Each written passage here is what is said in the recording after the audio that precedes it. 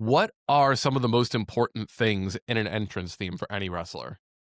Um, I think it's just the immediacy of the crowd getting excited to see you walk through that curtain, right? So I think like the ultimate example is obviously the glass breaking and Stone Cold, set the tone, get the pop, right? I think anything that's kind of too slow into that is, not doing your character justice or the moment justice. Um, And I think another thing that's got to be acknowledged is in modern times, I think our perception of that is also skewed with trons and stuff.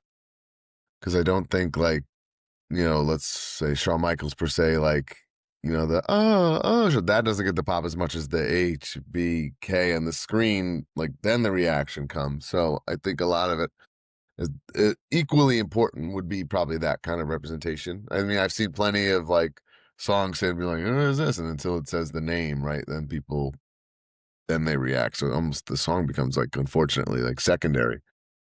But I mean, then ultimately, the goal is to be so over with a crowd that they're anticipating seeing you in the first place, and your song uh, gets said reaction.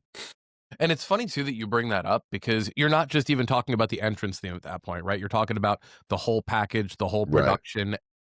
I think everybody goes back to the Stone Cold glass breaking because it's one of the most iconic things that the rocks, if you smell whatever the case, right, right?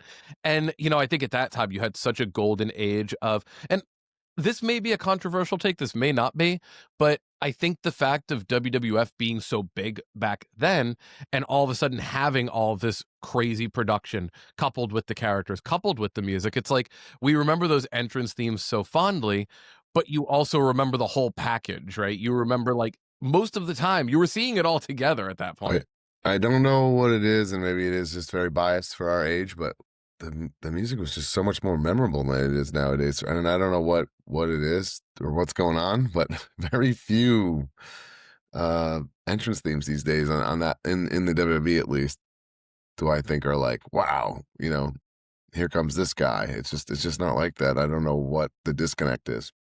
I think a lot of it has to do, and this is something that, having a lot of people on the pod and entrance themes, composers and wrestlers, one thing that I was thinking about was it might have to do with how much TV there is right now and how much wrestling there is.